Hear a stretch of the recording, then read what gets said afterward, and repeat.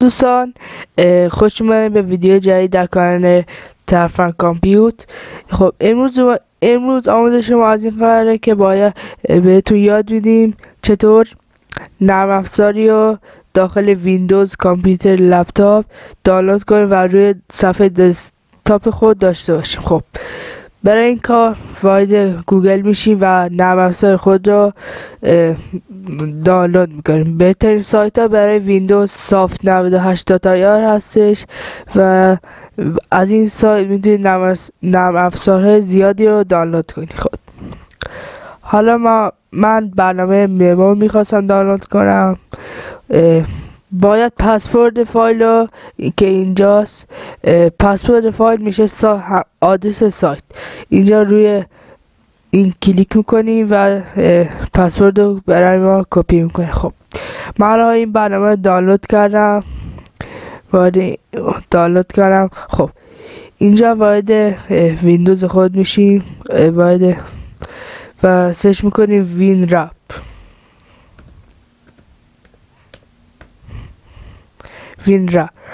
خب وارد این برنامه میشیم و اینجا اگر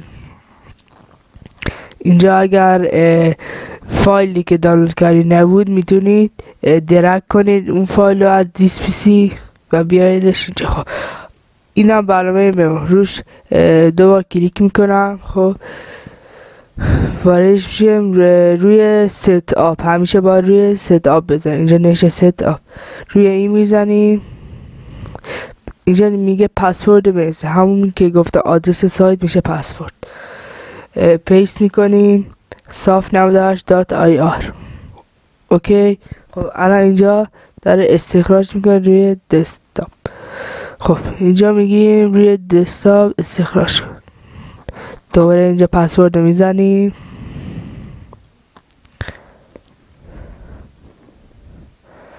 خب الان میبینیم که فایل ستاپ اون اومده روی دسکتاپ. دوباره کلیک میکنیم، صبر میکنیم تا فایل بیاد. خب دوستان الان کار ما تمامه و این بوده از این آموزش. چند تا نکته داره که باید بگم.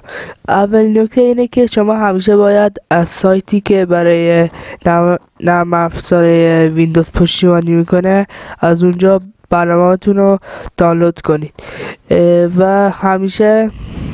و یکی دیگه نکته اونم که وقتی خواستی برید تو برنامه اون برنامه‌ای که باید استخراج کنید نرم افزار روی دسکتاپ اگر نبود میاد روی دیسک پی سی یا مای کامپیوتر و فایل برنامه درگ میکنید توی همون برنامه‌ای که باید استخراج کنید. این بود از این آموزش. با لایک و کامنتاتون ما رو حمایت کنید. تا ویدیوهای بعدی، خدا نگهدار.